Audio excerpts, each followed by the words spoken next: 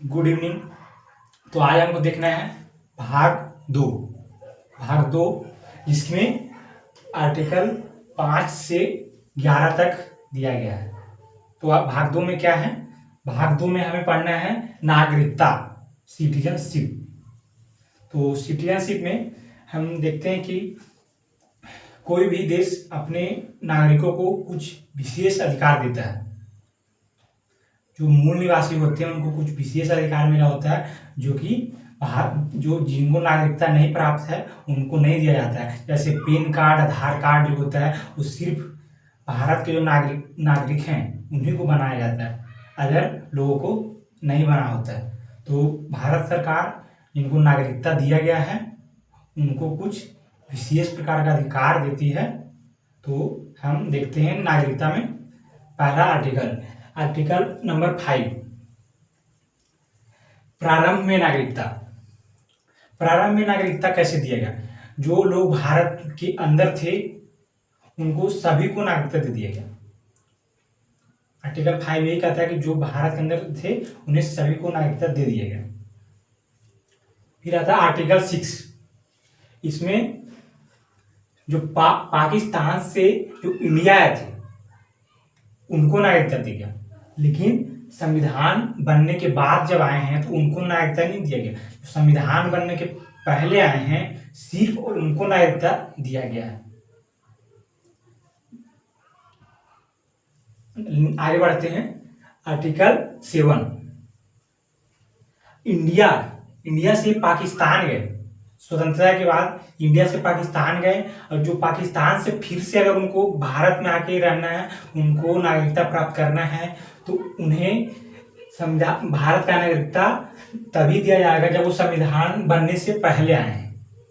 अगर वो संविधान बनने के बाद आए हैं तो उन्हें नागरिकता नहीं दिया जाएगा, और वो अगर संविधान बनने के पहले आए हैं तो उन्हें नागरिकता दे दिया जाएगा। अगर वो पाकिस्तान से भारत में आकर रहना चाहते हैं तो उन्हें नागरिकता हम दे देंगे, लेकिन शर्त केवल इतना है कि उन्हें केवल संविधान बनने से पहले आना है। क्लियर है? फिर हम आगे बढ़ते हैं आर्टिकल 8। आर्टिकल 8 ये कहता है कि अगर हम विदेशी भ्रमण करते हैं, विदेश में जाके घूमते हैं, वहाँ शिक्षा ग्रहण करते हैं या वहाँ नौकरी करते हैं, तो उससे हमारी नागरिकता खत्म नहीं होगी। इससे हमारी नागरिकता खत्म नहीं होती है। बाहर में रहिए, घूमिए, शिक्षा प्राप्त कीजिए, भारत की नागरिकता आपकी बनी रहे। ठीक है? तो आर्टिकल 9 देखते हैं। आर्टिकल 9 ये कहता है कि अगर आप विदेशी नागरिकता ले लेते हैं, दूसरे देश का नागरिकता ले लेते हैं, तो भारत की नागरिकता खत्म हो जाती है। ये है आर्टिकल 9। आगे देखते हैं आर्टिकल 10। आर्टिकल 10 ये कहता है कि आपकी नागरिकता बनी रहेगी। जो भारत के नागरिक हैं उनकी नागरिकता हमेशा बनी रहेगी। केवल एक शर्त है कि वो देशद्रोही कार्य नहीं करे। अगर वो देशद्रोही कार्य नहीं करता है तब तक वो भारत का नागरिक बना रहेगा। उसकी नागरिकता कोई नहीं ले सकता, केवल उसको देशद्रोही वाला कार्य नहीं करना या दिवालिया न हो, उसकी नागरिकता बनी रहेगी। तो ये है आर्टिकल 10। फिर आगे है लास्ट आर्टिकल, जो भाग 2 का सिटीजनशिप नागरिकता है, उसका लास्ट आर्टिकल है आर्टिकल 11। ये कहता है कि सिटीजनशिप नागरिकता संबंधी जो कानून है वो हमारी संसद बनाएगी, और ये जिम्मेदारी किसको दी गई है? गृह मंत्रालय।